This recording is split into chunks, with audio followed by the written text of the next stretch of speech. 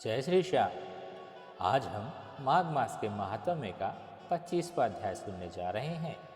तो बोलिए श्री कृष्ण भगवान की जय। सो ध्यान से सुनो।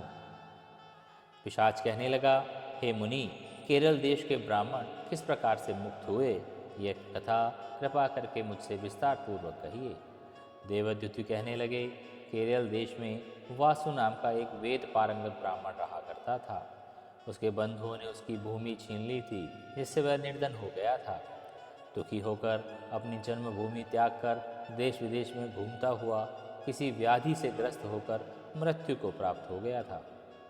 उसको कोई बांधव न होने के कारण उसकी और वैदिक क्रिया नहीं हुई थी, न ही उसकी दाह क्रिया हुई। इस प्रकार क्रिया के लोप होने के कारण निर्जन वन में वह प्रेत बनकर चिरकाल तक फिरता रहा। शीत, ताप, भूख, प्यास इन सभी से दुखी होकर हाहाकार करता हुआ वह नंगे शरीर रोता फिरता था, परंतु उसको कहीं सद्गति नहीं मिली। सर्वथा दान न देने से वह अपने कर्मफल को भोगता। जो लोग अग्नि में आहुति नहीं देते, भगवान का पूजन नहीं करते, वे आत्मविद्या का अभ्यास नहीं करते। अच्छे तीर्थों से विमुख रहते।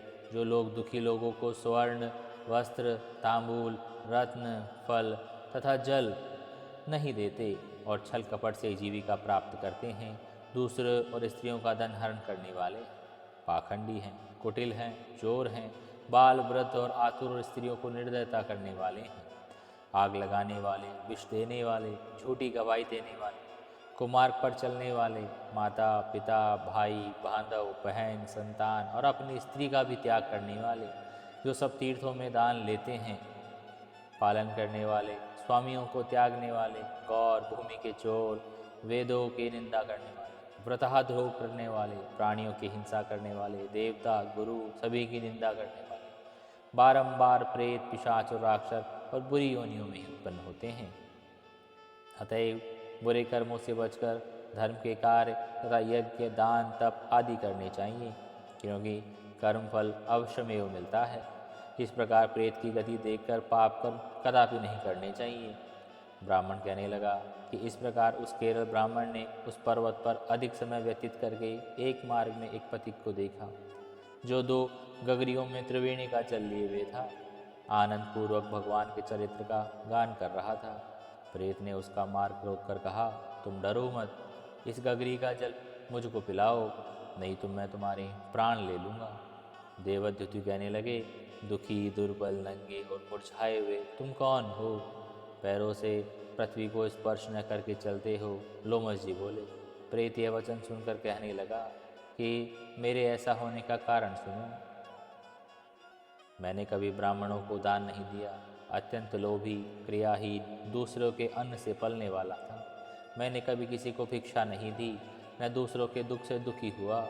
दूसरे प्राणियों के तो मैंने कभी जल नहीं दिया, न उन्हें कभी जल पिलाया। मैंने कभी छाता, जूता दान नहीं किया, न किसी को जल, पात्र, पान, औषधि किसी प्रकार का दान दिया। मैंने अपने घर में कभी किसी अतिथि को ठहराकर उसका सत्कार नहीं किया। अंधे, वृद्ध, अनाथ और दीनों को मैंने कभी अन्न से और उनके संतुष्ट नहीं किया, न ही किसी रोगी को मुक्त किया, न कभी ब्राह्मणों को दान दिया, न कभी अग्नि में हवन किया। वैशाख आदि मास में किसी को ठंडा और ठंडा जल नहीं पिलाया, न ही मैंने बड़ या पीपल का कोई वृक्ष लगाया है, न किसी प्राणी को बंधन से छुड़ाया, कभी कोई व्रत करके शरीर को नहीं सुखाया। इस कारण मेरा पूर्व जन्म सब बुरे कार्यों में ही व्यतीत हुआ। मेरे पूर्व जन्म के सभी कर्मों के कारण ही मेरी यह गति हुई है। इस वन में व्याघ्र, भेड़िए से बचा हुआ मांस, जंतुओं के खाने से गिरे हुए फल, वृक्षों पर लगे हुए सुंदर फल, झरने का सुंदर जल सभी मिलते हैं, परंतु देव इच्छा से मैं कुछ नहीं खा सकता। सर्प की तरह केवल पवन भक्षण करके जीवन व्यतीत करता हूँ। बल, बुद्धि, मंत्र, पुरुषार्थ से लाभ, हानि, सुख, दुख, विवाह, मृत्यु, जीवन, भोग, रोग, वियोग में केवल भाग्य ही कारण होता है। कुरूप, मूर्ख, कुकर्मी, निंदित और पराक्रम से हीन मनुष्य भी भाग्य से ही राज्य भोगते हैं। काने, लूले, लंगड़े, नीतिहीन, निर्गुण, नपुंसक भाग्य से ही राज्य प्राप्त करते हैं। पर्वत पर भी बलवान राक्षस पिशाच रहते हैं, जिनके मन में कभी कोई कहीं न कोई वन में फिरते रहा करते हैं, अपने कर्मों के अनुसार अन्न जल प्राप्त करते हैं, परंतु आपको उनका भय नहीं होना चाहिए, क्योंकि धर्मात्मा पुरुषों की उनकी पवित्रता ही उनकी रक्षा करती है। ग्रह नक्षत्र देवता सर्वथा धर्मात्माओं की रक्षा करते हैं। यह पिशाच आप जैसे भक्त की तरफ आंख उठाकर भी नहीं देख सकते।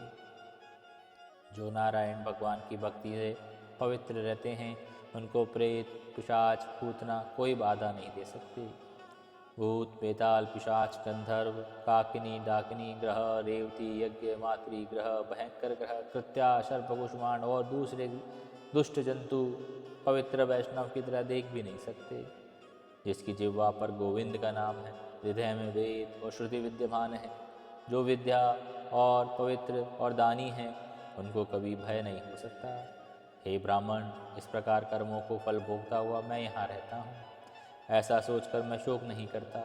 एक बार मैं ज्वालिनी नदी के किनारे पर गया था, वहाँ पर घूमते हुए मैंने सारस के वचनों को सुना था।